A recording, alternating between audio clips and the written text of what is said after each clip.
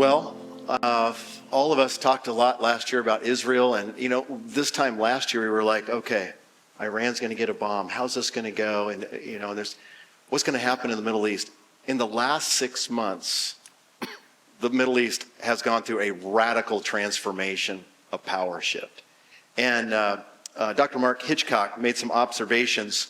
And again, I just want you two to see this, and I want you to respond to this with this shift of power and what that looks like and what 2025 may look like here in the next 3 or 4 months. Watch this. Barring some very unusual event, I believe 2025 will be a year of increased strength and momentum for Israel. The enemies of Israel are all on the run. And this is unlike anything in Israel's modern history. Iran's far-reaching tentacles have been cut. Iran is isolated and desperate, and Israel now is emboldened and energized.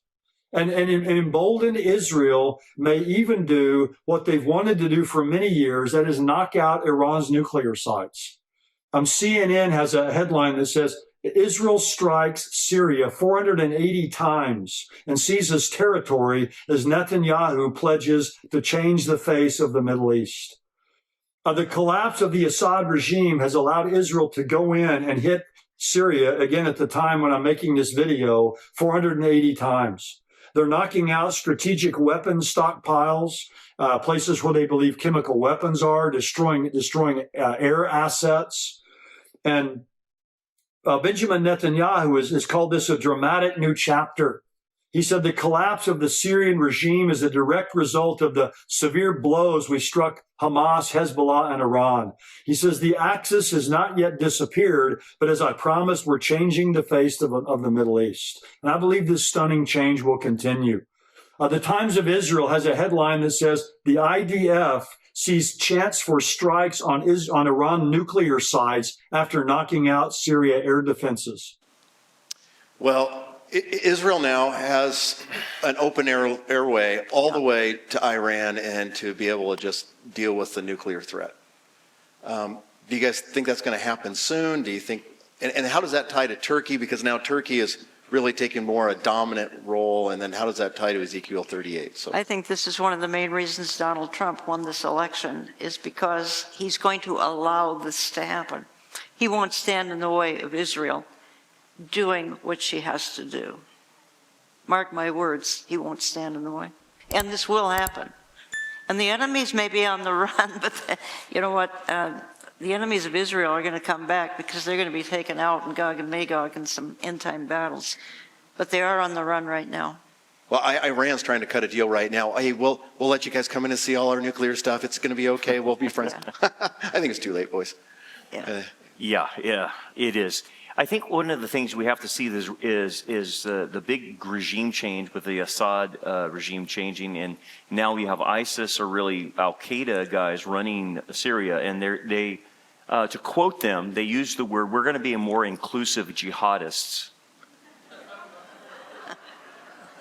As we kill Christians and I mean, try and kill the Jews off, quote unquote. That's what the guy said, and you're like, oh yeah, you're a jihadist.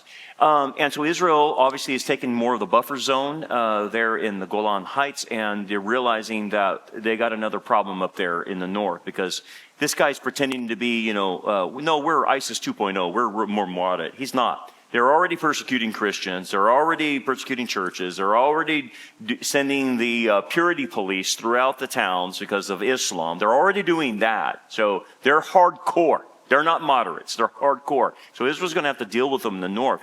Here's the problem, though, that has been happening. Israel has not been able to be supplied properly because the Biden administration has been slow-walking all their armaments, especially the bunker busters, for the last 4 years. Now Trump is going to allow them to have anything they want. And Trump's attitude about it is, just get the deal done. Just go and do it. Okay. The thing about it is, we hope that the deep state in Israel doesn't undermine Netanyahu and Trump, and the deep state here doesn't undermine in what they're doing. So let me explain this. Netanyahu's got a problem on his hands, and it's his staff level generals of the IDF. And the lower ranks of the IDF are about fit to be tied with Har-Levi and the other ones that are just crazy leftist part of the deep state in Israel. And you know this has been going on, try to oust Netanyahu for a long, long time because of the deep state not liking him. Their leftist policies are what got Israel attacked, okay? These generals that are there ignored warnings big time from the October 7th thing. Okay, so what needs to happen in Israel is those generals either need to resign or Trump and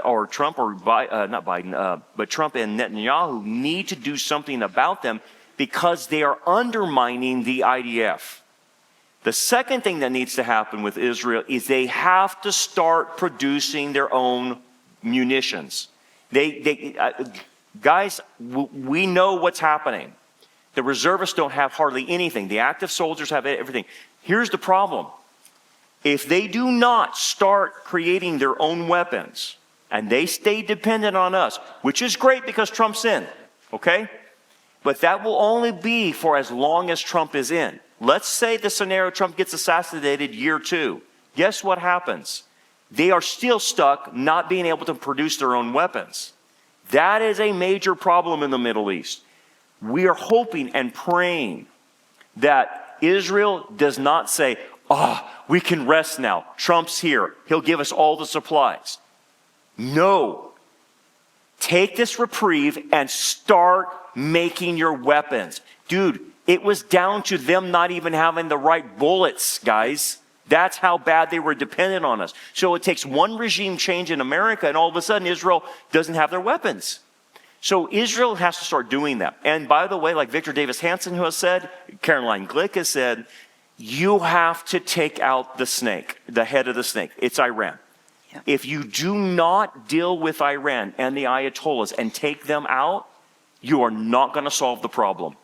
I hope Netanyahu, I hope Trump gives full backing to go after Iran and get rid of the Ayatollahs. They have to get rid of the Ayatollahs. They're the problems. The rest of the Iranian people don't even want them. There's an undercurrent of Christians in Iran right now, and even just secular Iranians that say, we're done with the Ayatollahs. So, that being the case, those things need to happen. And if they don't, it's more problems for Israel and more problems in the north. But thank God for Trump being in here, because Biden, he was killing Israel, absolutely killing him and Blinken. Awful what they were doing to Israel. So anyway, pray for Israel. You're on your way to Israel. We're going next week. Yeah. What's the purpose? We're meeting with our IDF units that we support. We support certain IDF units, and we provide protective gear, stuff you thought they would have, and we find out the reservists don't have helmets, or at least their helmets are 30 years old. They don't have the bulletproof vests, the flak jackets. They don't have knee pads. They just have protective gear. And then, like, you weighed in on it, and you helped buy them a drone. We're buying drones for them. And those drones can go into areas, and you don't have to send an Israeli soldier in there. You just send the drone in there. The drone locates the enemy with a thermal, and then the Israeli soldiers rain down fire where that enemy combatant is. It's a beautiful way of doing war, because you don't put Israeli soldiers in jeopardy. But they cost $10,000 a pop, and they don't last very long because you send them in. They locate the enemy, and then they get killed, not killed, but destroyed in the gunfire, or the enemy combatant goes after them, so they don't last very long. So we're in a steady supply of drones to help them in that. How can they support this?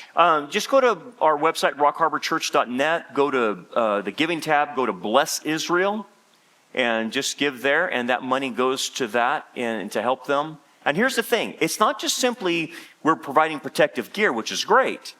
We're using the Messianic believers on the ground through other organizations like Netiva and other organizations that used Messianic believers in that IDF unit to witness to the secular Jewish people or even the religious, saying, why are these Christians getting us protective gear? And the Messianic believer says, this is why. It's because of Yeshua. It's because they love you. And they're like, why do you love us? Oh, everybody in the world hates us. Not this group. And it sparks the conversation. It starts planting seeds. And one of the hostage rescuers, it's this close to coming to faith in the Lord. He's this close because he's dumbfounded why any Gentiles would want to help him. He's dumbfounded by it. And we call him it's because of Yeshua. So it's leading them to the Lord. It's getting them closer to him, that's for sure. And then this idea of parents hear that, followers of Jesus have provided these assets for their kids who are engaged in these battles. And it's like, who are these people, And it is opening a lot of doors. Thank you. Thank you both of you for loving Jesus and seizing the moment in this day. But it's not just Israel that needs to make arms. Quite honestly, America needs to start making its own bullets again. Yeah. The EPA was weaponized during the Obama administration to destroy the manufacturing of lead, which is required to make bullets here. And then you look at all of the strategic things that we need, it's all outsourced. And it's horrible. So